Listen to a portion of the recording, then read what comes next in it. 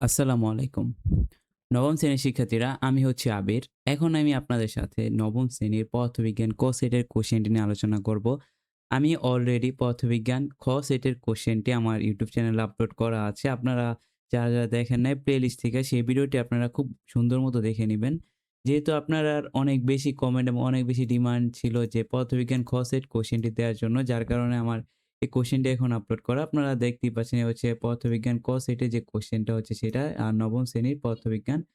তো স্যার, আপনারা অনেকে বলেন যে স্যার আমাদের এমসিকিউর অ্যান্সার গুলা দেন এবং আমাদের সিকিউর অ্যান্সার গুলা দেন। তো আমি অনেকের মনে করেন সবার কথা রাখতে পারি না। যেহেতু মনে করেন যে আমার সারাদিন আপনাদের জন্য কোশ্চেন গুলা কালেক্ট করা লাগে, সাথে এই কোশ্চেন গুলা ভিডিও করে আপলোডও দেওয়া লাগে, এবং সেই সময়ের জন্য আমি শুধু সময় পাই মাত্র, মনে করেন যে মাত্র, যদি আমি হিসাবও করি তাহলে হয়তো ১২ থেকে ১৩ ঘন্টা সময় পাই।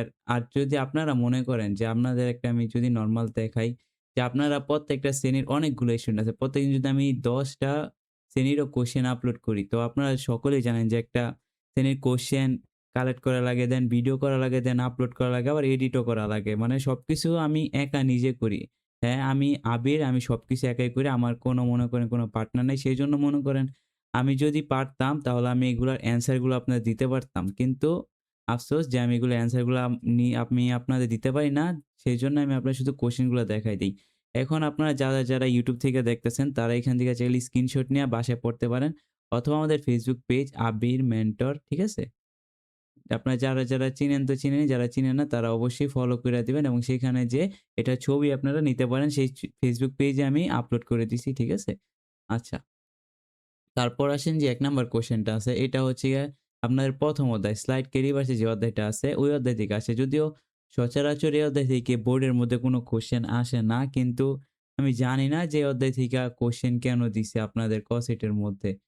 আচ্ছা, তারপর দেখেন পরবর্তী যে অঙ্কটা আছে, এই যে দেখেন এটাও আপনাদের দেখি ১ নাম্বার অধ্যায় থেকে দেওয়া। বুঝলাম না যে কোয়েশ্চেন এটা কে করছে এরকমভাবে। এগুলা ইম্পোর্টেন্ট না। এটা দেখতেই পাই ক সেটের কোয়েশ্চেন, কিন্তু আপনারা মনে করেন এটা হচ্ছে গিয়া যেই ১ নাম্বার যে অধ্যায়টা আছে না, ওই অধ্যায় থেকে তো সচরাচর কখনো কোয়েশ্চেন হয় না। তো এখান থেকে যে কোয়েশ্চেন কেন দিছে, হয়তো মনে করেন আপনার এই অধ্যায়টা পড়েন নাই, এজন্য ওনারা পড়ার জন্য জাস্ট এই অধ্যায় থেকে কোয়েশ্চেন গুলা করছে যেন এগুলো আপনারা পড়তে পারেন। তারপর দেখেন যে ৩ নাম্বার যে কোয়েশ্চেনটা আছে, এই যে দেখেন ৩ নাম্বার কোয়েশ্চেনটা, এটা আপনারা দেখতেই পাচ্ছেন এটা গতির অধ্যায় থেকে আসছে। এটা তো আসবেই, মাস্ট বি, এটা গতির অধ্যায়ে কোনো কথা নাই। গতি মানে গতি। আচ্ছা, তারপরে দেখেন এটা কোনটা আসছে?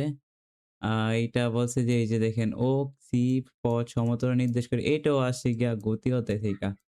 মানে ২ টা কোয়েশ্চেন, ৪ টা দেখলাম। ১ম যে কোয়েশ্চেন ২ টা সেটা আছে ১ অধ্যায় থিকা। আর ৩-৪ আসছে ২ অধ্যায় থিকা। মানে কি দিছে এগুলা? কে জানি কোয়েশ্চেন বানাইছে, কে জানে?